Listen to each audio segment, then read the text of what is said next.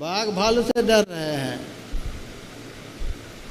ये तो हल्का फल्का डर दिखाने वाला है। सबसे ज़्यादा डर दिखाने वाले को यमराज कहते हैं। सबसे अधिक डर दिखाने वाला जो यमराज है, उस यमराज के डर को भी समाप्त कर देने वाले यदि कोई संसार में देवता हैं, उसे देवता का नाम सतगुरु देवता है।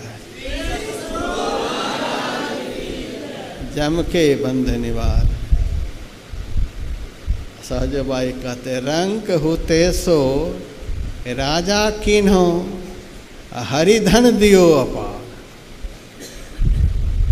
रंक होते परमात्मा रूपी धन के अभाव में जो जीव अनादिकाल से दरिद्र बना हुआ था, वह परमात्मा रूपी धन को देकर के अपने शिष्य को निहाल कर दिया। रंक होते सो राजा किन। और भौतिकवाद की बात करो तो वह भी सटीक सिद्ध होती है। बहुत भक्तों को मैंने देखा, आज भी गौशाला की छत पर चर्चा हो रही थी। एक भक्त बोल रहे थे,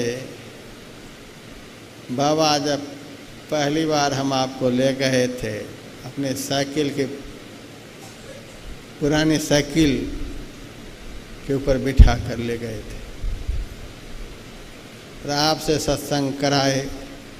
और सत्संग में हम गुरु महाराज के विषय में बहुत कुछ सुनाए, इसी दाता के विषय में सुनाए। और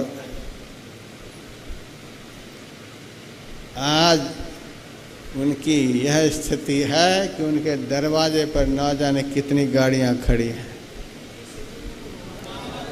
कितनी जगह कोठियां बन गई हैं, साल में कितने मकान बना रहे हैं, कितनी जगह खरीद रहे हैं, फैक्ट्री बना रहे हैं। मैंने बहुतों को देखा। रंक होते सो राजा के। घर बेच करके जाने वाले सब सत्संगी को मैंने देखा है। बाबा अब ऐसी स्थिति आ गई है कि घर बेचना पड़ेगा। मैंने कहा भक्त का घर बिक जाएगा? हमारे गुरु महाराज के भक्त तो घर खरीदते हैं, गुरु महाराज के भक्त का घर बिक जाएगा? आपके श्रद्धा में अभाव है, श्रद्धावंत बनिए। सहजबाई का वचन है, रंक होते सो राजा किन्हो। दरिद्र को सदगुरु राजा बना देते हैं। विश्वास मान करके आज से गुरु की पूजा में लगिए। बहुत भक्त तो बस आज ही पूर्णाहुति दे करके चले जाएंगे। आ तो गए हैं पूजा करने के लिए, लेकिन शिव जी की पूजा सावन के महीने में, गणेश जी की पूजा भादव के महीने में, दुर्गा माता की पूजा आश्विन के महीने में, सब देवी देवता की पूजा के लिए महीना फिक्स है। और सदगुरु की पूजा तो प्रत्येक श्वास में होती है। इसीलिए आज की पूजा करके यहीं विसर्जन करके नहीं जाना है। ये पूजा तो प्रत्येक श्वास में होनी चाहिए। और इस तरह की पूजा करके फिर आप मेरे पास आइएगा अगले गुरु पूर्णिमा पर और अपना समाचार सुनाइएगा कि हम किस स्थिति में हैं। रंक होते सो राजा किन्हो। जो रंक थे उनको राजा बना दिया। और सांसारिक पदार्थों को कौन कहे, हरिधन दियो अपार। वार पार वाला धन तो संसार का होता है, परमात्मा को तो अपार कहा गया है। परमात्मा रूपी धन जिनको मिल गया, उनके जीवन में तो दूर दूर तक कोई अभाव नजर ही नहीं आता। हरिधन दियो अपार। और क्या सब देते हैं ये दाता? देवें ज्ञान, भक्ति पुनि देवें जोग बतावनहार, ज्ञान का दान करने वाले, और जिस ज्ञान में संसार के पदार्थों का बोध तो हो ही जाता है, अपने स्वरूप का भी बोध हो जाता है, जिस बोध के द्वारा सारे उलझन एक ही क्षण में समाप्त हो जाते हैं, ऐसा ज्ञान देवें ज्ञान। अब भक्ति पुनि देवें, परमात्मा के चरणों में प्रचंड प्रेम उत्पन्न कर देते हैं। यही है भक्ति का दान। परमात्मा के चरणों में प्रचंड प्रेम हो जाए, ध्यान करने में खूब आनंद आने लग जाए। सद्गुरु की कृपा का परिणाम हम ऐसा समझते हैं, ध्यान करने में खूब मन लगे, बिना कहे ही बैठने का मन करे, खाने से भी ज़्यादा ध्यान करने में आनंद आए, पीने से भी ज़्यादा ध्यान करने में आनंद आए, संसार के हर बातों से ज़्यादा आनंद ध्यान में आए, तब समझ लेना सद्गुरु रूपी दाता ने हमें भक्ति का दान दिया है। देवें ज्ञान भक्ति पुनि देवें योग बतावनिहार, परमात्मा से मिलने का रास्ता बताने वाले, तन मन वचन सकल सुखदाई, हृदय बुद्धि उजियार, तन को भी सुख देने वाले। ऐसा नहीं समझना कि गुरु महाराज ध्यान में मन लगा देंगे और रोटी पर आफत डाल देंगे, कपड़े पहनने को नहीं मिलेंगे। तन से संबंधित जितनी व्यवस्था होनी चाहिए, उस व्यवस्था में भी कोई कसर नहीं, कोई कसर नहीं। हम लोग तो अनुभव करते हैं, आप लोग तो व्यवस्था के बीच में जीते हैं, तब भी रोते हैं, और हम तो व्यवस्था से बहुत दूर में जा कर के रहते हैं, जहाँ व्यवस्था पहुँच नहीं सकती है, ऐसी दूरी में जा कर के रहते हैं। और हमारे पास भक्तों का वहाँ भी आवागमन हो ही जाता है। कोई आम लेकर के जा रहे हैं, कोई जामुन लेकर के जा रहे हैं, कोई कुछ लेकर के जा रहे हैं, कोई कुछ लेकर के जा रहे हैं। उस जंगल में जाने आने का रास्ता, न जाने का रास्ता, बहुत विकट जगह है। लाखों लोगों से मैं जुड़ा हुआ हूँ, फिर भी मैं फ़ोन छोड़ करके जाता हूँ आश्रम में, फ़ोन तक लेकर के नहीं जाता हूँ। तब भी सारी व्यवस्था पहुँचती है, सारी व्यवस्था। हमने गुरु महाराज के भजन को पढ़ा है, मातहु तैं बड़ी छोह करैन, पितहु अधिक भलाए, मातरम पितरम वंदे सद्य ब्रह्म सनातनः। माता पिता के रूप में साक्षात ब्रह्म के स्वरूप जो सद्गुरु हैं, हम उनका वंदन करते हैं। मातरम पितरम वंदे सत्य ब्रह्म सनातनम, माता पिता से भी बढ़ करके प्रेम करने वाले, शिष्य पुत्र से प्रेम करने वाले, जान बूझ करके गुरु महाराज की कृपा का अनुभव करने के लिए हम ऐसी जगह पर जा कर के रहने लगे हैं। वहाँ ताज्जुब होता है, तन मन वचन सकल सुखदाई। आप लोग विश्वास मानिए, तन से संबंधित जितनी व्यवस्था होनी चाहिए, सारी व्यवस्था ये व्यवस्था पकड़ते हैं। ऐसे माता पिता हैं, तन मन वचन सकल सुखदाई, तन से संबंधित सारी व्यवस्था। इस शरीर को जितना जो कुछ चाहिए, जितने मात्रा में चाहिए, सब मिलेगा, विश्वास मानिए। और मन को आनंदित करने वाला जो कुछ भी पदार्थ है, आप यह नहीं समझिए कि मन को विषयों में आनंद मिलता है। विषयों में मन को कभी भी आनंद नहीं मिलता है। यह मन हमारा एक गुरु है, कभी स्थिर होता है? क्यों नहीं स्थिर होता है? यदि इनको विषयों में आनंद मिलता तो किसी भी विषय को पकड़ कर रहता, किसी भी विषय को पकड़ कर कहाँ रहता है? कभी इस विषय में भागता है, कभी उस विषय में भागता है, कभी उस विषय में भागता है। इनको कहीं भी मन नहीं लगता है, इसको कहीं भी आनंद नहीं आता है, इसलिए दिन रात भटकता रहता है। और एक बार इनको भजन का आनंद मिल जाए तो संसार के किसी भी विषयों की तरफ नहीं जाएगा।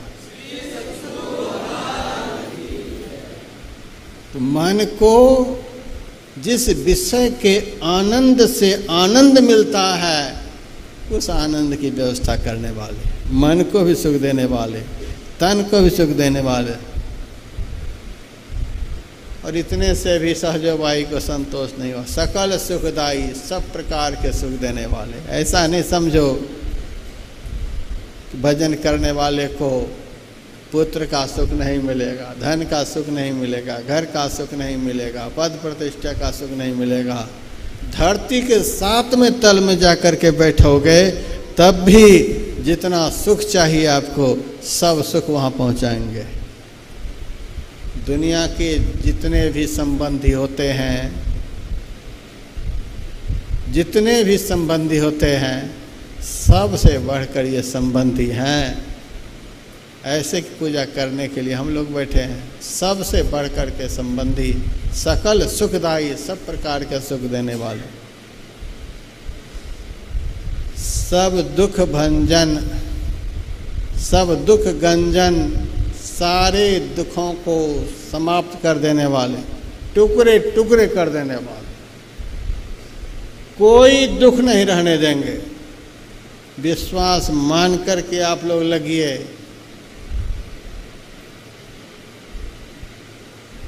हम तो तभी हिम्मत हार जाते हैं जब भक्त मेरे पास आते हैं, बाबा यह आशीर्वाद दे दो, बाबा वह आशीर्वाद दे दो। कल भी मैंने देखा, सत्संग हॉल के बाहर कुर्सी पर मैं बैठा हुआ था। कई हमारे सत्संगी हमें प्रणाम करके वहीं बैठ गए। मैंने कहा सिविल कोर्ट में ही आप संतुष्ट हो गए, सुप्रीम कोर्ट अभी बचा हुआ है। मुझे प्रणाम करके बैठ गए। आप अंदर जाइए, गुरु महाराज को पहले प्रणाम करिए। हम तो सिविल कोर्ट है, साधारण कोर्ट है। इस कोर्ट से आप मुकदमा जीत भी लेंगे तो आफत में पड़े ही रहेंगे। जब यहाँ से मुकदमा खारिज हो जाएगी फिर कोई झंझट नहीं रहेगा।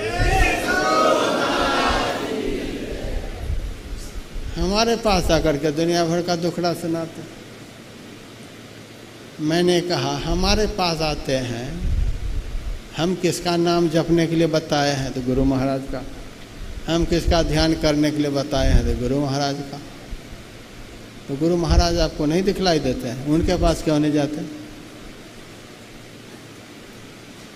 आपको लगता है ये पत्थर हैं, पता नहीं सुनेंगे कि नहीं सुनेंगे। अब बाबा तो बोलने वाले भगवान हैं, इनको कहेंगे तो तुरंत सुन लेंगे। रुद्रयामल तंत्र में लिखा हुआ है, गुरु मानुष बुद्धिं तु,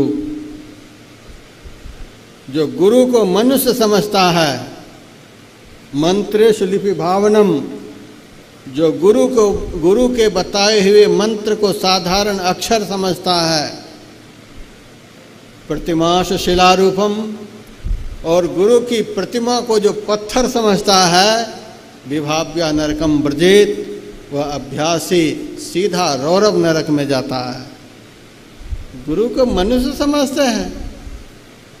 कबीर साहब ने तो कहा दिया वह अंधा है, जिनको गुरु में भगवान का दर्शन नहीं होता है। पादाप केश पर्यंतम, अभी मैंने सुनाया, चरण से चोटी तक ये परमात्मा है। इनको आप मनुष्य समझ रहे हैं। गुरु को मानस जानते तेनर कहिए अंध। आप मनुष्य समझ रहे हैं, आप मेरे पास आते हैं, उनके पास क्यों नहीं जाते? आपकी श्रद्धा में, आपके विश्वास में कमी है, इसीलिए गुरु महाराज को नहीं सुनाकर हमको सुनाने के लिए आते। एक जगह बड़ा चालाक बढ़िया भगत मिल गया, उन्होंने मेरे से कहा आपके पास तो इसीलिए सुनाते हैं, वहाँ तक मामला पहुँचाना बड़ा मुश्किल काम है, वहाँ तक अपना दुखड़ा पहुँचाना तो बहुत मुश्किल बात है, वहाँ तक तो हम अपने दुखड़ा को पहुँचा ही नहीं सकते, और आपके पास तो आसानी से सुना देते हैं, पहुँचा देते हैं। वहाँ तक की पहुँच हमारी कब तक में होगी पता नहीं, आपके पास तो तुरंत पहुँच जाते हैं, और आपका डायरेक्ट संबंध वहाँ से है सुप्रीम कोर्ट से, तो आपके पास सुना देंगे तो आप तुरंत उस केस को रेफर कर देंगे वहाँ, आप तुरंत पहुँचा देंगे हमारी बात को, तो जल्दी हमारी बात बन जाएगी। हाँ, ये बात को समझ में आती है, यहाँ से जल्दी से आप वहाँ तक पहुँच जाएंगे। लेकिन डायरेक्ट भी आप संबंध जोड़ सकते हैं तो कोई दिक्कत की बात नहीं। सब दुख गंजन, सब प्रकार के दुख को चूर चूर कर देने वाले, पातक भंजन, समस्त पाप को नष्ट कर देने वाले, तीर्थ में जाते हैं, हम नहीं कहते कि वहाँ जाना व्यर्थ है, नष्ट हो गया पाप, लेकिन बाहर निकल कर होटल में घुसते हैं तो क्या से क्या खाने लग जाते हैं, रास्ते में क्या से क्या बोलते हुए आते हैं, कहाँ पाप नष्ट हुआ? पहले का नष्ट हो गया फिर शुरू कर दिया। पातक भंजन, पाप को खत्म कर देने वाले, फिर पाप नहीं हो, पीछे का खत्म हो जाए, वर्तमान में पाप हो नहीं, आगे भी पाप नहीं जीवन में रहे, इस प्रकार से शाश्वत रूप से पाप को नष्ट कर देने वाले, पातक भंजन, रंजन, ध्यान विचार, ध्यान में आनंद को पैदा करने वाले, और सबसे बढ़कर इस दाता के लिए सहजबाई का वचन, साजन दुर्जन जो चली आवे एक ही दृष्टि निहार, इससे बढ़कर कोई दाता नहीं हो सकता। साजन दुर्जन जो चली आवे एक ही दृष्टि निहार। आज वैष्णो देवी के मंदिर में जाओ, माल वाले जल्दी दर्शन कर लेते हैं, बिना माल वाले नारियल लेकर धक्के खाते रहते हैं। केदारनाथ जाओ, बद्रीनाथ जाओ, जितने भी नाथ के पास जाओ, जितना बड़ा मंदिर है, जितनी बड़ी व्यवस्था वहाँ है, जितना बड़ा महत्व उस स्थान का है, वहाँ तक पहुँचने में स्पेशल टिकट लेना पड़ता है। और यही एक ऐसा मंदिर है, सबसे अधिक फल प्रदान करने वाला मंदिर, लेकिन यहाँ स्पेशल टिकट की व्यवस्था नहीं है। सब तरह के सत्संगी भाई बहन आगे भी बैठे हैं, बीच में भी बैठे हैं, पीछे भी बैठे हैं। यहाँ पर कहीं भी स्पेशल व्यवस्था नहीं है, कहीं भी नहीं लिखा हुआ है ये वीआईपी लोगों को बैठने की जगह है, यहाँ पर सामान्य लोग बैठेंगे। ये सिनेमा हॉल नहीं है, first class, second class, third class. यहाँ तो साजन दुर्जन जो चली आवे एक ही दृष्टि निहार। जो क्या द्विजाति का शूद्र ईश को वेश्या भी भज सकती है, स्वप्नों को भी भक्ति भाव में सुचिता कब तक सकती है। हमारे गुरुदेव कहते थे, जिसको कोई पूछने वाला नहीं, जिनको कोई आदर की दृष्टि से नहीं देखता, वह भी मेरे पास दीक्षा के लिए आता है, उसे दीक्षा देने मुझे बड़ी प्रसन्नता होती है। साजन दुर्जन जो चली आवे।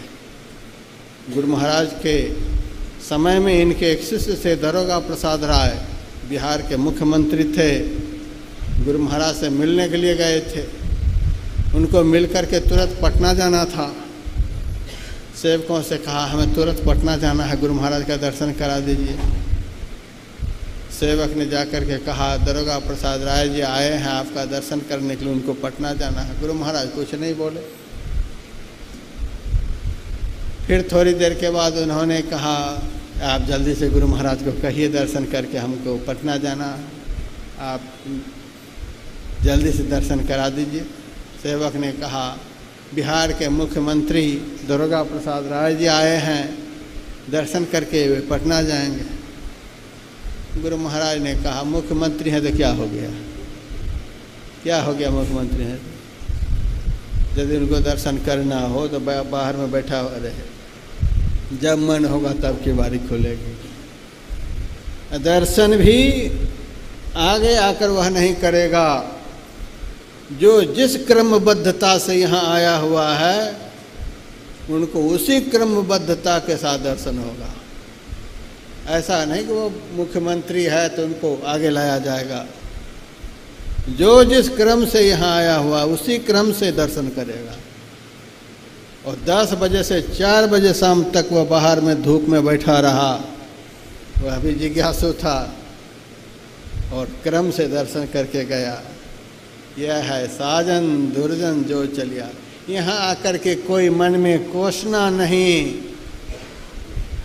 ये पता नहीं महाराज जी को तो हम मोटी दक्षिणा दिए नहीं, क्या हमारे प्रति सोचते होंगे, महाराज जी का तो आओ भगत हम ज़्यादा करते नहीं, पता नहीं महाराज जी का मेरे प्रति क्या भाव होगा।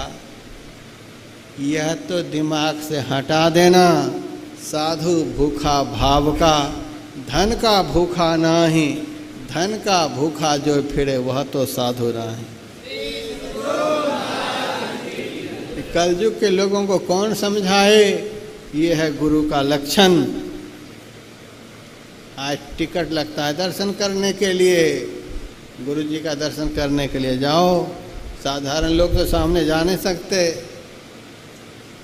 सच्चे सदगुरु का लक्षण सहजवाय बतलाती है। साजन दुर्जन जो चली आवे, एक ही दृष्टि निहार। उनके पास 2 आँख नहीं होती है। जिन्होंने उस एक अद्वितीय परमात्मा का दर्शन कर लिया, उस आत्मदृष्टा ब्रह्मदृष्टा पुरुष के पास वह आँख होती है जिस आँख से केवल भक्त का प्रेम दिखलाई देता है, उनका धन उसकी सुंदरता नहीं दिखलाई देती है। एक ही दृष्टि निहार आनंद रूप। अब देखो सदगुरु का क्या स्वरूप है। आनंद रूप स्वरूपमयी है, अपने शाश्वत स्वरूप में सदैव लीन रहते हैं। आनंद के स्वरूप स्वस्वरूप में प्रतिष्ठित आनंद रूप स्वरूपमयी है। संसार में रहते हुए भी लिप्त नहीं, संसार में कभी लिप्त नहीं होते। ऐसा कोई नहीं समझे महाराज हमारा स्वागत सत्कार कर रहे हैं तो महाराज हमसे बंध गए। जितने लिप्त उतने ही अलिप्त। संत सदगुरु जो होते हैं जितने लिप्त उतने ही अलिप्त। आपके प्रेम देख करके आपसे प्रेम से बातचीत करेंगे, आप मुंह फेर लोगे तो वे तो पहले से ही फिरे हुए हैं। लिप्त नहीं संसार, चरणदास गुरु सहजो केरे। हमारे चरणदास ऐसे सदगुरु मिले जो लिप्त नहीं संसार। ऐसे सदगुरु को सहजो ने सदगुरु बनाया। चरणदास गुरु सहजो केरे, नमो नमो बारंबार। ऐसे सदगुरु को हम बारंबार प्रणाम करते हैं, बारंबार प्रणाम करते हैं। जिन सदगुरु में इतनी गुणवत्ता होती है, ऐसे सदगुरु की पूजा का आज पर्व है। इसीलिए आज के पर्व का नाम व्यास पूजा है।